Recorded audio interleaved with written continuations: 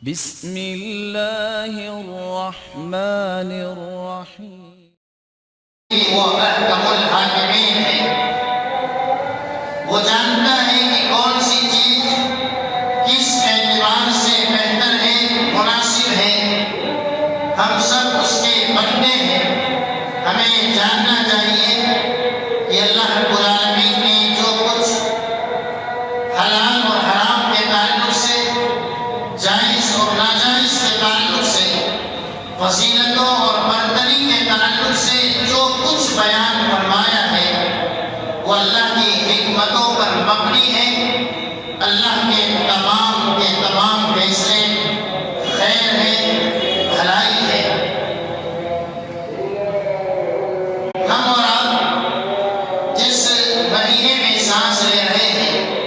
وہ بھی اللہ کا بنایا ہوا ایک مہینہ ہے، جسے مسلمان رجب کے نام سے جانتے ہیں۔ ماہ رجب کی حقیقت کیا ہے؟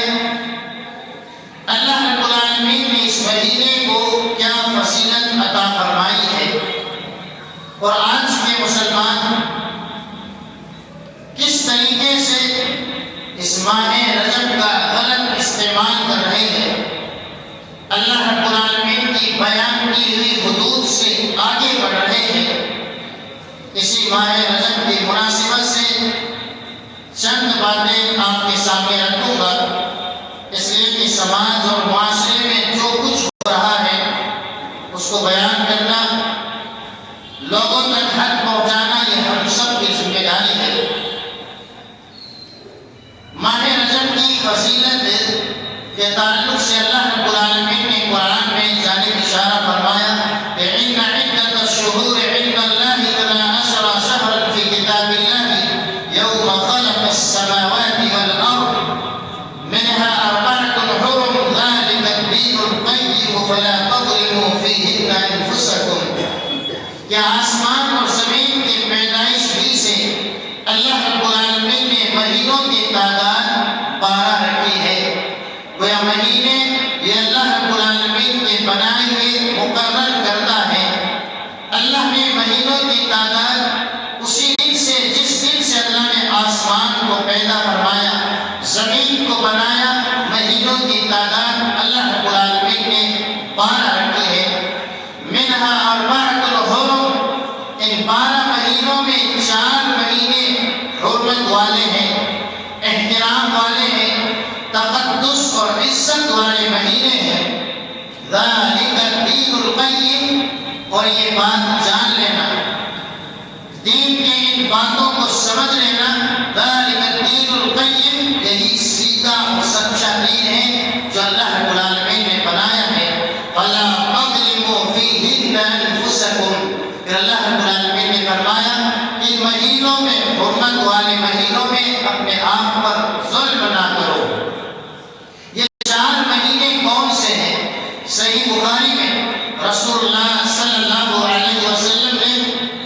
اپنی صحیح حدیث میں بیان فرمایا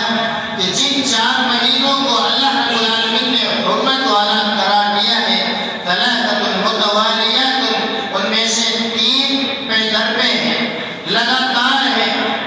ذو القعدہ وذو الحجہ والمحرم۔ بقرعید سے 1 مہینہ پہلے ذو القعدہ، بقرعید والا مہینہ ذو الحجہ، بقرعید کے بعد والا مہینہ محرم۔ یہ 3 مہینے اللہ کی نگاہ میں حرمت والے، عزت اور تقدس والے ہیں، جو پہ در پہ لگاتار ہیں۔ وَرَجَبُ مُضَرَ الَّذِي بَيْنَ جُمَادَ وَشَعْبَانَ، کہ رسول اللہ صلی اللہ علیہ وسلم نے بیان فرمایا کہ 14 مہینہ وہ رجب ہے جو مضر کے نام سے جانا جاتا ہے، مضر قبیلے کا رجب۔ الذی بین جمادہ و شعبان، جو جمادہ اور شعبان کے بیچ میں ہے، یعنی یہ مہینہ جو چل رہا ہے اس کا نام اللہ رب العالمین نے، رسول اللہ صلی اللہ علیہ وسلم نے وہ رجب و مضر سے تعبیر کیا، اس لیے کہ یہ قبیلہ مضر نامی قبیلہ سب سے زیادہ اس مہینے کا تقدس کیا کرتا تھا، اس لیے رسول اللہ صلی اللہ علیہ وسلم نے اس مہینے کی نسبت نسبت مدر نامی قبیلے کی جانب کی ہے۔ گویا اس روایت میں رسول اللہ صلی اللہ علیہ وسلم نے صاف الفاظ میں واضح فرمایا کہ یہ مہینہ عزت والا مہینہ ہے، احترام والا مہینہ ہے، تقدس والا مہینہ ہے۔ یہ اللہ رب العالمین کی جانب سے اس مہینے کو فضیلت عطا کی گئی ہے۔ اس مہینے میں یا دیگر جو 3 مہینے ہیں جنہیں اللہ رب العالمین نے عزت، احترام اور تقدس والا قرار دیا ہے، ان مہینوں میں کیا کرنا ہے خود اللہ رب العالمین نے بیان فرمایا، وَلَا تَضْرِبُوا فِيهِنَّ أَنفُسَكُمْ، ان 4 مہینوں میں خاص طور سے اپنے آپ پر ظلم نہ کرو۔ ظلم ہر گھڑی اللہ رب العالمین کی جانب سے حرام ہے، لیکن خاص طور سے ان مہینوں کے تقدس کا خیال کرتے ہوئے اپنے آپ پر ظلم نہ کرو۔ اپنے آپ پر ظلم یہ ہے کہ انسان اللہ کی حدود سے پلانگ جائے، اللہ کی حلال کردہ چیزوں کو حرام کر لے، اللہ کی حرام کردہ چیزوں کو حلال کر لے۔ اللہ نے جن چیزوں کو جائز قرار دیا ہے انسان اسے ناجائز سمجھنے لگ جائے، جنہیں اللہ رب العالمین نے ناجائز قرار دیا ہے انسان اسے جائز کا فتویٰ دینے لگ جائے، اللہ رب العالمین کے حقوق کسی اور کو دینے لگ جائے۔ یہ تمام کی تمام چیزیں ظلم میں آتی ہیں اور انسان ان چیزوں کو کرنے کے بعد اللہ کی نگاہ میں ظالم بن جاتا ہے۔ آج ہم سرسری جائزہ جو اپنے سماج کا اور مسلم معاشرے کا لیتے ہیں اور ماہ رجب میں ہونے والے اعمال کو دیکھتے ہیں تو کئی ایسے اعمال ہیں جن کا تعلق اللہ کے دین سے نہیں ہے، جن کا تعلق صاف اور شفاف دین اسلام سے نہیں ہے۔ وہ جتنی چیزیں ہیں وہ من گھڑت ہیں، کھڑی ہوئی چیزیں ہیں، ضعیف اور منکر روایتوں سے ثابت شدہ چیزوں کو آج کا مسلمان کر رہا ہے۔ جس اللہ رب العالمین نے یہ پیغام دیا، فَلَا تَضْرِبُوا فِيهِنَّ أَنفُسَكُمْ، ان خاص طور سے مہینوں میں اپنے آپ پر ظلم نہ کرو۔ آج کا مسلمان وہ تمام کام کر کے اپنے آپ پر ظلم کر رہا ہے۔ کون سے ایسے کام ہیں جو حقیقت میں اسلام کا حصہ نہیں ہے، لیکن آج کے مسلمانوں نے اسے اپنی زندگی کا حصہ بنا لیا ہے؟ تقریباً ہم سب جانتے ہیں، لیکن ضرورت ہے آج ہمارے گھروں میں، ہمارے پڑوس میں، ہمارے دوست اور احباب میں، ہمارے رشتے داروں میں یہ کام عبادت سمجھ کر کیا جا رہا ہے۔ وہ اللہ کے نبی کی سنت سمجھ کر وہ تمام کام کر رہے ہیں، لیکن ہم اور آپ یا تو بالکل خاموش ہیں یا حق کی ادائیگی میں غفلت کی نیند میں سوئے ہوئے ہیں۔ وہ کام جو اس ماہ رجب میں کیے جا رہے ہیں، پہلا اور ایک کام ہے خاص طور سے سوشل میڈیا کے اس دور میں، اس مہینے کے چاند نکلنے سے پہلے ہی یا ایک ہی تاریخ سے کئی ایسی روایتیں، عربی عبارتیں نشر کی جاتی ہیں، پھیلائی جاتی ہیں جن کا تعلق اللہ کے نبی صلی اللہ علیہ وسلم کی احادیث سے نہیں ہے۔ جو دعائیں یا جو اذکار رسول اللہ صلی اللہ علیہ وسلم سے ثابت نہیں ہے، وہ ہمارے کئی بھائی دین سمجھ کر دوسرے بھائیوں کو شیئر کرتے ہیں،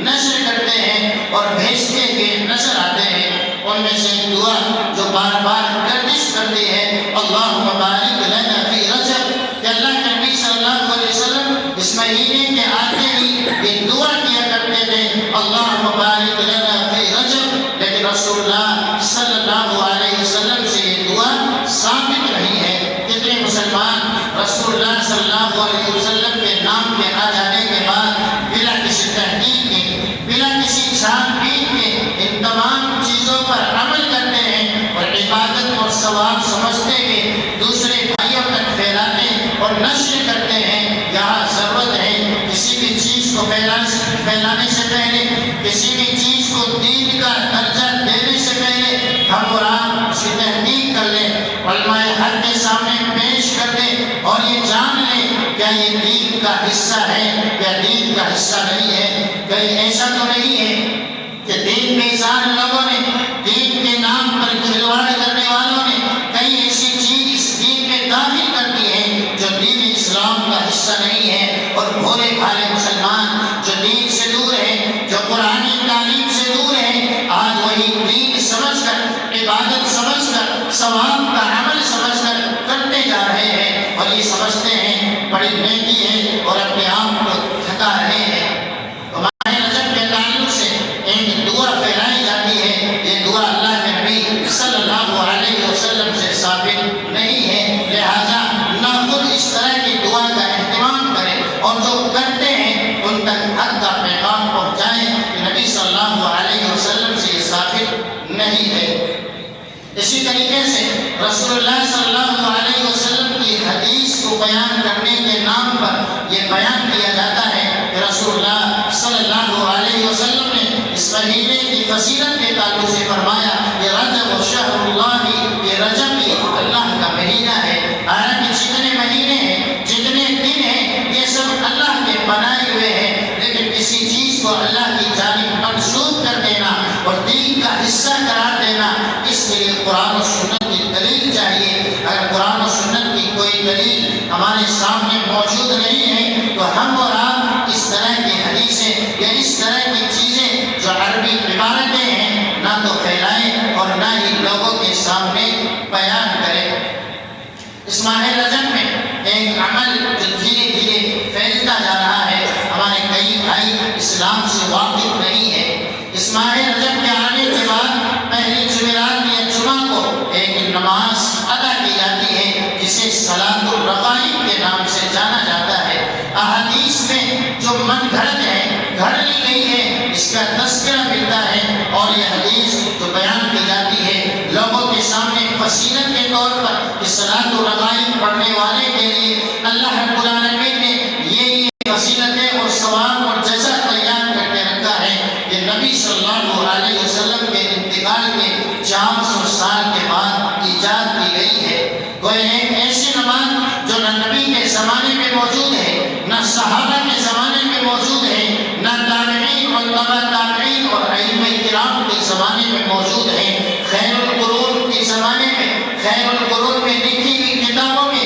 جس کا تذکرہ نہیں ملتا، جب 34 صدی ہجری میں یہ نماز ایجاد کی جاتی ہے اور لوگوں کو اللہ کے دین سے قریب کرنے کے نام پر اس طرح کی بدعات پھیلائی جاتی ہے، سنت کا نام دے کر کے پھیلانے والے، پڑھنے والے، اگرچہ ان کی نیتیں بالکل خالص اور اچھی ہی کیوں نہ ہو کہ ہم اس کے ذریعے سے اللہ کی عبادت کر رہے ہیں، ثواب کا کام کر رہے ہیں، یاد رکھیں ثواب وہی ہے جو اللہ اور اس کے رسول نے بیان فرمایا ہے۔ اگر ہم اور آپ اپنی جانب سے کوئی عبادت گھڑ لیتے ہیں، بنا لیتے ہیں اور یہ سمجھتے ہیں کہ اللہ کی رضامندی کے لیے، اللہ کی رضامندی کے لیے یہ کام کیا جا رہا ہے، تو جس کام پر رسول اللہ صلی اللہ علیہ وسلم کی مہر لگی ہوئی نہ ہو، آپ صلی اللہ علیہ وسلم کی احادیث اور سنت مبارکہ سے ثابت نہ ہو، وہ کام دیکھنے میں کتنا ہی اچھا اور بھلا کیوں نہ لگے، وہ کام دیکھنے میں عبادت ہی نظر کیوں نہ آئے،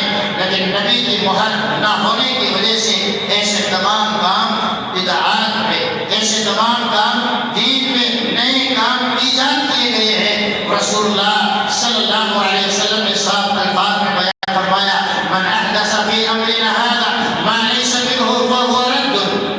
کہ جو دین کے نام پر نئی نئی چیزیں ایجاد کر دیتا ہے، گھڑ لیتا ہے، میرے اس دین میں اس کا کوئی حصہ نہیں ہے، فہو رد، ایسا تمام کام، ایسے تمام روزے، ایسی تمام عبادتیں فہو رد، اللہ کی نگاہ میں مردود ہے، اس کا کوئی ثواب نہیں ہے، بلکہ وہ کل بدعۃ ضلالہ وکل ضلالۃ فی النار کے تحت ہر دین میں نیا کام بدعت اور گمراہی ہے، اور ہر گمراہی جہنم میں لے جانے والی ہے۔ اس لیے آج ہم مسلمانوں کو سمجھنے کی ضرورت ہے۔ اس مہینے میں ماہ رجب میں ایک اور کام کیا جاتا ہے، وہ ہے خصوصی روزے رکھنے کا اہتمام کیا جاتا ہے۔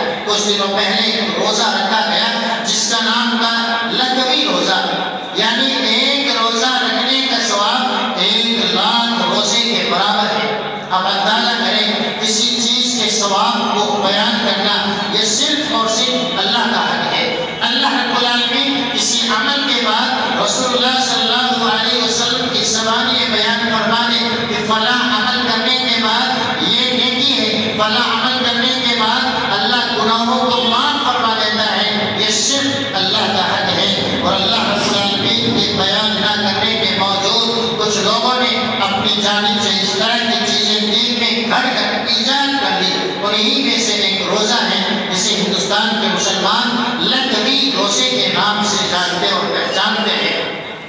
اور اس طرح کے روزہ رکھنے کا اہتمام خاص طور سے ماں اور بہنوں میں زیادہ کیا جاتا ہے۔ خواتین زیادہ اہتمام کرتی ہیں اور جن گھروں میں رکھا جاتا ہے ان کے شوہر بھائی روزے داروں کے لیے بہترین کھانے اور پینے کے ڈش تیار کرتے ہیں، ان کے لیے بہترین انتظامات کرتے ہیں۔ لیکن یہی خواتین اسلام جو رمضان کے روزے فرض ہیں ان میں کوتاہی برتتی ہے اور چھوٹے چھوٹے عذر کی وجہ سے اللہ رب العالمین کے بنائے ہوئے دین سے دور ہو جاتی ہے، اور جو دین اللہ کا دیا ہوا نہیں، جو دین رسول اللہ صلی اللہ علیہ وسلم کا بتایا ہوا نہیں ہے، اس دین کے نام پر نئے نئے روزے رکھ کر یہ سمجھتی ہے کہ مجھے اللہ رب العالمین 1,00,000 روزے کا ثواب دے رہا ہے۔ 1,00,000 روزے کا ثواب ملنا تو دور کی بات ہے۔ یاد رکھیں اس طرح کے روزے رکھنا جو اللہ اور اس کے رسول سے ثابت نہ ہو، یہ کھلا گمراہی ہے، اور رسول کی مخالفت کی وجہ سے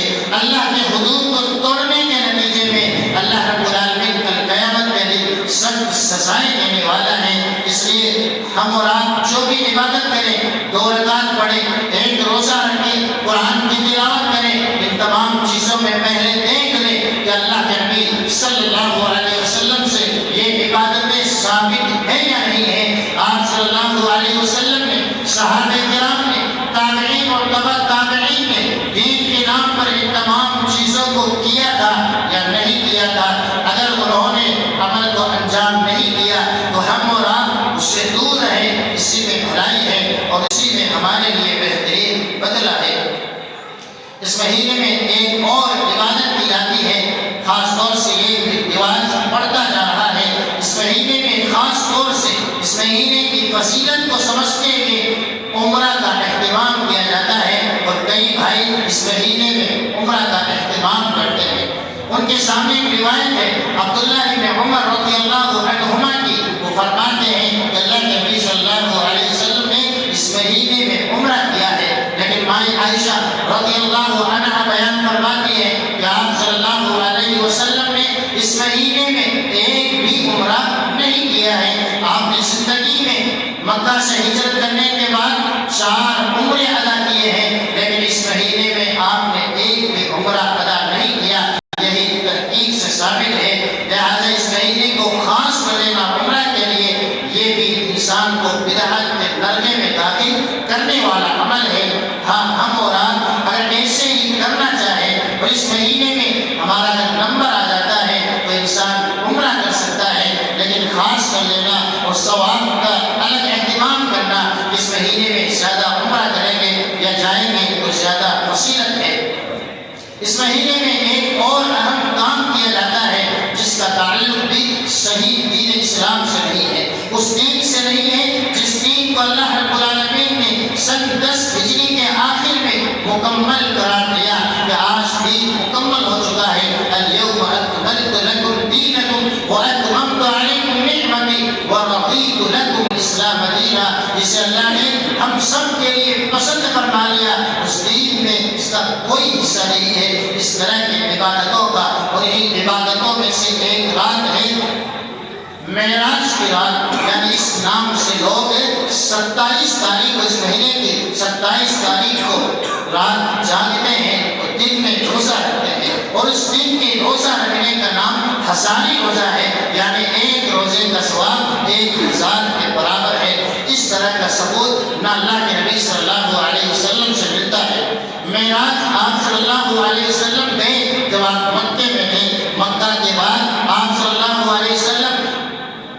ہجرت کر کے مدینہ چلے جاتے ہیں، اور اس کے بعد ایک لمبی مدت آپ وہاں رہتے ہیں، اور ہر مہینہ، ہر سال یہ مہینہ آتا ہے، لیکن آپ صلی اللہ علیہ وسلم نے نہ اس رات میں جاگنے کا کوئی اہتمام کیا، نہ روزہ رکھنے کا کوئی اہتمام کیا، بلکہ صحیح بات یہ ہے کہ وہ کون سی رات تھی، کون سا مہینہ تھا، کون سا سن اور ہجری تھی، اللہ کے نبی صلی اللہ علیہ وسلم سے ثابت نہیں ہے، بلکہ خود علماء کرام جو محققین ہیں ان کے یہاں بھی اختلاف پایا جاتا ہے کہ کس مہینے میں اللہ کے نبی صلی اللہ علیہ وسلم ساتویں آسمان پر گئے تھے اور معراج اور اسراء کا واقعہ پیش آیا تھا۔ اس لیے ہم اور آپ ان تمام عبادتوں سے دور ہیں، ہمارے جو بھائی عبادت سمجھ کر، ثواب سمجھ کر، خیر سمجھ کر ان تمام کاموں میں بڑھ چڑھ کر حصہ لے رہے ہیں، اپنی محنتوں کو لگا رہے ہیں، آپ حکمت کے ساتھ قرآن و سنت کا میسج اور پیغام ان تک پہنچائیں۔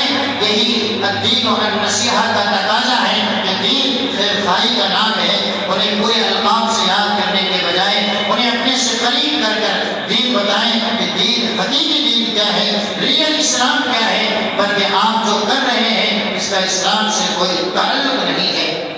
اسی طریقے سے اس مہینے کے آغاز بھی ہے، وہ چیز اگرچہ ہو چکی ہے لیکن تنبیہ کے طور پر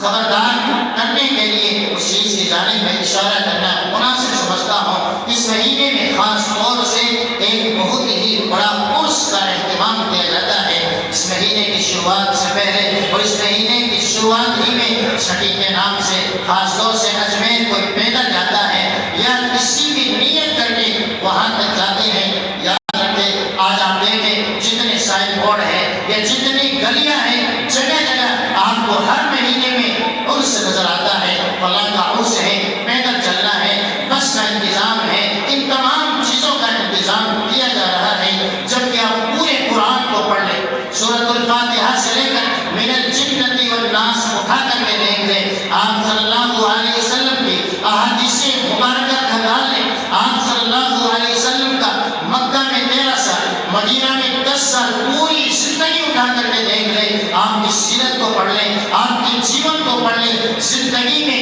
کبھی بھی آپ صلی اللہ علیہ وسلم نے کبھی ایک مرتبہ کسی کا عرس منایا ہو، کسی عرس کا اہتمام کیا ہو، کسی قبر پر آپ نے کبھی چادر چڑھائی ہو، جبکہ آپ کی بیویوں کا انتقال ہوا، اللہ کے نبی صلی اللہ علیہ وسلم کے صحابہ کرام کا انتقال ہوا، بلکہ آپ سے پہلے کتنے اولیاء کرام تھے، کتنے اللہ رب العالمین کے چہیتے انبیاء کرام تھے جو اس دنیا سے چلے گئے، لیکن کبھی آپ نہ ان کی قبروں پر جاتے ہیں اور نہ ہی ان کی قبروں پر کبھی آپ عرس مناتے ہیں۔ نبی کے جانے کے بعد صحابہ کرام مدینہ میں موجود ہیں، ہر سال وہ دن آتا ہے جس دن اللہ کے نبی اس دنیا کو چھوڑ کر جاتے ہیں، لیکن کسی ایک صحابی رسول نے کبھی آپ کے جانے کے بعد کبھی عرس کا اہتمام کیا ہو، کبھی اللہ کے نبی صلی اللہ علیہ وسلم کے جانے کے بعد تابعین نے، تبع تابعین نے یا ائمہ کرام نے، چاہے وہ ابو حنیفہ رحمہ اللہ ہو، چاہے وہ امام شافعی ہو، امام مالک ہو، امام احمد بن حنبل ہو، آپ علماء کرام کو دیکھ لیں، اولیاء کرام کی زندگیوں کو دیکھ لیں، کسی نے عرس کا اہتمام نہیں کیا ہے۔ یہ اس بات کی دلیل ہے کہ اسلام میں دور دور تک عرس کا کوئی کانسیپٹ نہیں ہے،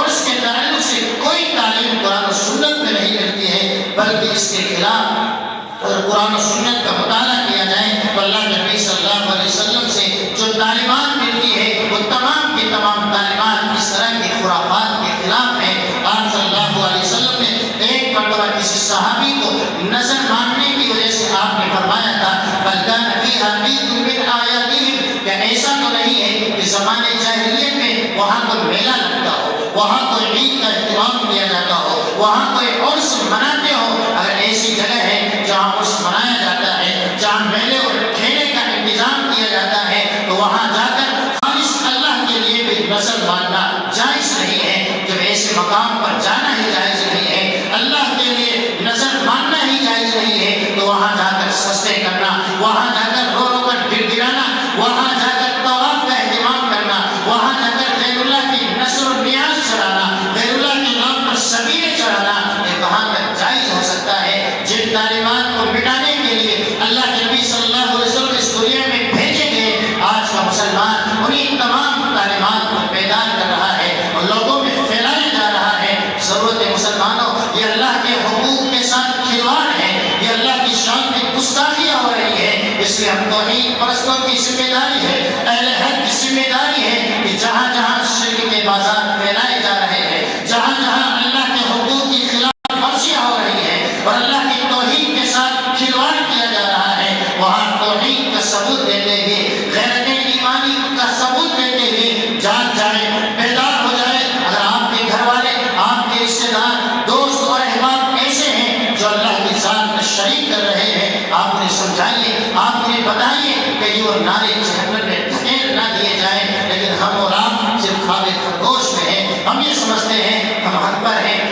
توحید والے ہیں، لیکن یاد رکھیے کتنے ایسے بھائی ہیں جو آس پاس میں رہتے ہیں اور ان تمام خرافات میں شریک ہو رہے ہیں، بلکہ یہ عرس منانا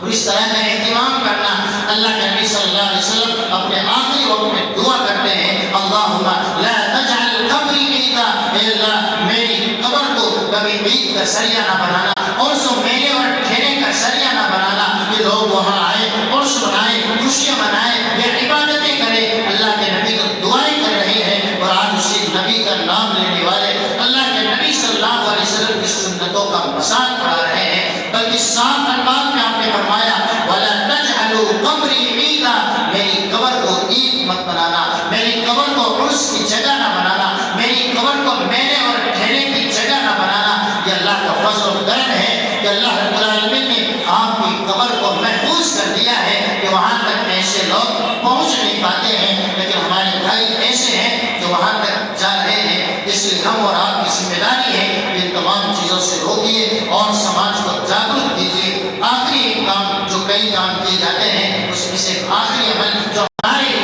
ہمارے ہی مسلمان بھائی ہیں جو سنت کے نام پر ثواب کے نام پر کرتے ہیں، 22 رجب کے کنڈوں کا اہتمام اسی مہینے میں کیا جاتا ہے امام جعفر صادق کے نام پر۔ آپ امام جعفر صادق رحمہ اللہ کی پوری سیرت پڑھ لیں، ان کا اس سے کوئی لینا دینا نہیں ہے، نہ ان کی زندگی سے نہ ان کے وفات سے کوئی لینا دینا نہیں ہے۔ غیروں نے اس اسلام میں داخل کر دیا ہے، بلکہ خاص طور سے اہل علم نے لکھا ہے اسی 22 تاریخ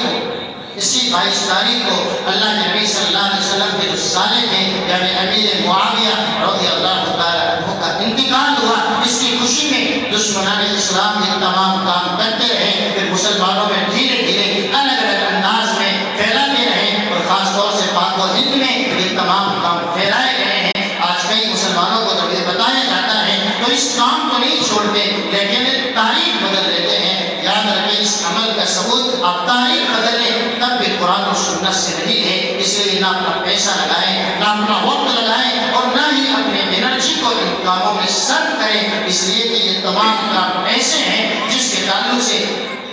رسول اللہ صلی اللہ علیہ وسلم نے فرمایا تھا من عمل عملا لیس علیہ امرنا فہو رد، کہ جو بھی عمل ایسا ہو جس عمل کا ثبوت اللہ کے نبی صلی اللہ علیہ وسلم سے نہیں ملتا ہو، آپ کی جیونی سے نہیں، آپ کے قول سے نہیں، آپ کے فعل سے نہیں ہے، فہو رد، وہ دیکھنے میں کتنا ہی بہتر کیوں نہ ہو، کتنا ہی سندر کیوں نہ لگ رہا ہو، فہو رد، لیکن اللہ کی نگاہ میں وہ عمل مردود ہے۔ اس لیے ہم اور آپ جو بھی پیسہ خرچ کریں، جو بھی عبادت کریں، پہلے جان لیں سنت کیا ہے، اسلامی حقیقت کیا ہے، اور اس کے بعد یہ آگے بڑھنے کی کوشش کریں اور سماج اور معاشرے میں جو کچھ کیا جا رہا ہے اس پر پابندی لگانے کی کوشش کریں اور حق بات لوگوں تک پہنچائیں۔ اللہ رب العالمین سے دعا ہے کہ اللہ رب العالمین ہم سب کو حق بات سمجھنے اور حق بات پر عمل کرنے اور حق کے پیغام کو دوسروں تک پہنچانے کی توفیق عطا فرمائے۔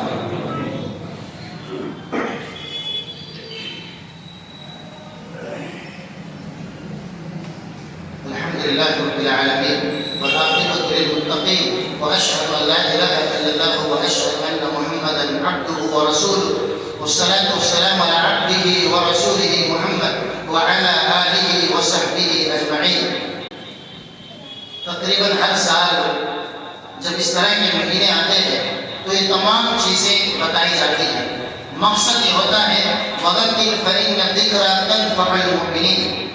بار بار یاد دلاتے رہیں، یاد دلانے سے مومنوں کو فائدہ ہوتا ہے۔ ہم میں سے کتنے ایسے جو سمجھتے ہیں کہ ہم تو نہیں کرتے، بار بار کیوں سنایا جاتا ہے، لیکن ہم میں سے کتنے ایسے ہیں جو ہمارے درمیان ہیں، مسجدوں میں حاضری دیتے ہیں لیکن پھر بھی یہ تمام خرافات کرتے ہیں۔ تو ان تک حق کی دعوت پہنچانا اور مومنوں کے فائدے کے لیے بار بار یہ وصیتیں کی جاتی ہیں تاکہ ہم خود بھی بچیں اور آنے والی نسلوں کی حفاظت فرمائیں۔ آخری بات ان تمام چیزوں کے تعلق سے جو آج کیے جاتے ہیں دین کے نام پر، اپنے ذہن میں ایک پیغام یاد کریں کہ اگر صحابہ کرام نے، تابعین اور تبع تابعین نے کوئی کام دین سمجھ کر نہیں کیا وہ دین ہو ہی نہیں سکتا ہے، اس لیے کہ وہ ہم میں سب سے بڑھ کر جاننے والے ہیں۔ دین کے تعلق سے نبی سے سب سے زیادہ محبت کرنے والے، اللہ اس کے رسول کے قانون کو فالو کرنے والے تھے. اگر انہوں نے ان تمام چیزوں کو دین نہیں سمجھا ہے، آج کے مسلمان سمجھ رہے ہیں تو کبھی ان سے آگے دین میں نہیں بڑھ سکتے ہیں. اس لیے بھلائی یہی ہے کہ جہاں صحابہ کرام رک جاتے ہیں، نبی کے نام لینے والے رک جاتے ہیں، وہی ہم اپنے قدم کو روک لیں. جس کا ثبوت صحابہ کرام سے مل جاتا ہے ان کاموں کو کریں تاکہ ہم اور آپ دنیا اور آخرت میں کامیاب ہو سکیں. اللہ رب العالمین سے دعا ہے اللہ رب العالمین ہم تمام مسلمانوں کو صحیح معنوں میں سنت کے مطابق عبادت کی توفیق عطا فرمائے. بدعات والے، خرافات والے جتنے کام ہیں اللہ ہم سب کی حفاظت فرمائے، ہمارے سماج اور معاشرے کی حفاظت فرمائے. اللہ ہم سب کو صحیح دین کو پہچاننے کی توفیق عطا فرمائے اور صحیح دین پر زندگی گزارنے کی توفیق عطا فرمائے. اور جو باطل چیزیں ہیں ان کو پہچان کر ان سے بچنے کی ہم سب کو توفیق اور ہمت عطا فرمائے. اللہ ہمیں سے جو بیمار ہیں ہم سب کو صحت اور عافیت عطا فرما دے. ہم سب کی زندگیوں میں اللہ رب العالمین برکتوں کا نزول فرما دے. ہمارے دوست، ہمارے احباب جو اس دنیا کو چھوڑ کر جا چکے ہیں اللہ ان کی مغفرت فرما دے، ان کی قبروں کو نور سے منور کر دے. جب تک ہمیں زندہ رکھیں، دین اسلام کے ساتھ زندہ رکھ، جب ہمارا خاتمہ ہو ایمان بالخیر کے ساتھ ہو. اللہ کے دین کی دعوت اور لوگوں تک پہنچانے کے لیے اس ویڈیو کو ضرور لائک، شیئر، کمنٹ اور سبسکرائب کریں.